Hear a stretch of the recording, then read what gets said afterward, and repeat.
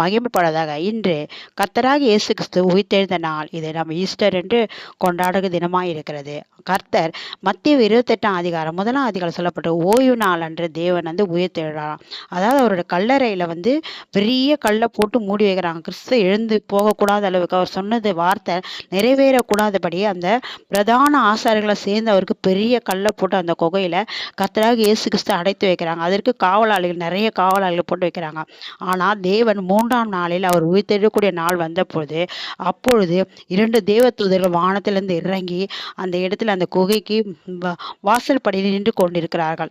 அப்பொழுது அவர்களுடைய முகத்தை பார்த்த அந்த காவலர்கள் இயேசு கிறிஸ்துவுக்கு அந்த காவல காக்க வந்த 2 காவலரும் அவங்கள பார்க்க முடியாத அளவுக்கு பிரகாஷ் நிமித்தமா செத்தவர்கள் போனார்கள் என்று வேதத்துல வாசிக்கிறோம். ஆனா அவரை பார்க்கும்படியாக மகதலேனா மரியாள் வருகிறார்கள். வரும்போது அப்போ அந்த தேவதூதர்கள் சொல்றாங்க, அவர் சொன்னபடியே 3ஆம் நாளிலே உயிர்த்தெழுந்தார். அவர் உங்களை காணும்படியே கலிலேயாவுக்கு வந்து கொண்டிருக்கார். நீங்க போய் அங்க போய் பாருங்க அப்படின்னு சொல்றாரு. அப்போ அந்த பிரதான ஆசிரியர்கள் என்ன சொல்றாங்கன்னா, சொன்னபடியே இவர் உயிர்த்தெழுந்தார் இந்த காரியத்தை மறைக்கிறதுக்காக அவங்க என்ன சொல்றாங்க, காவலாளர்கள்லாம் நீங்க போய் அவர் அவங்களுடைய சீஷருங்க அவரை தூக்கின்னு போயிட்டாங்க அப்படின்னு ஒரு பொய்யான வதந்தியை சொல்றாங்க. ஆனா தேவன் உண்மையாலுமே அவர் சொன்னதை அவர் நிறைவேற்றினார். அந்த வசனம் அவருக்கு அதாவது என்னன்னா அந்த கல்லை போட்டு மூடி வச்சா அவர் எழுந்திருக்க மாட்டார்னு மனுஷங்களோட புத்தியில தோன்றது. ஆனா தேவன் அவர் குறித்ததை அவர் நிறைவேற்றார். அவர் சொன்னபடியே 3ஆம் நாளில் உயிர்த்தெழுந்தார்.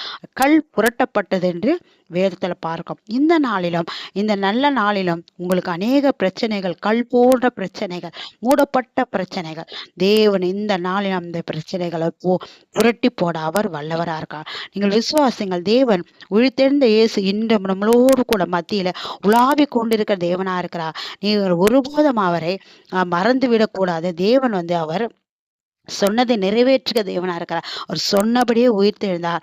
ஆனாலும் வசனம் சொல்லுது, நான் மரித்தேன் ஆனாலும் சதா காலம் நான் உயிரோடு கூட இருக்கேன்னு சொல்றார். அதே மத்தேயு 28 அவர் சொன்ன கட்டளை என்னன்னா, நான் போவேன் ஆனாலும் உங்களோடு கூட நான் மரண பரியந்தம் இருப்பேன்னு சொல்றாரு. அதே மாதிரி நீங்க போய் பிதா குமாரன் பரிசுத்த ஆவியின் மூலியமா அநேக ஞானஸ்தானம் கொடுத்து அவர்களை சீஷராங்கள் என்று அவர் கட்டளை கொடுக்கிறார். இந்த கட்டளைகளை இந்த நாட்கள் வரைக்கும் உலகமெங்கும் கர்த்தருடைய சுவிசேஷம் பரவி கொண்டிருக்கிறது. அநேகர் ஆண்டவர் ஏற்றுக்கொண்டு ஞானஸ்தானம் பெற்று வருகிறார்கள்.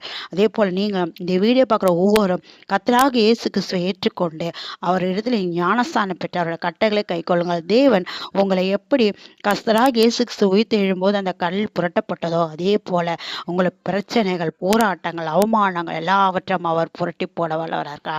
நீங்கள் விசுவாசிங்கள். கர்த்தர் உங்களை அப்படியே ஆசீர்வதிப்பாராக. ஆமென். God bless you.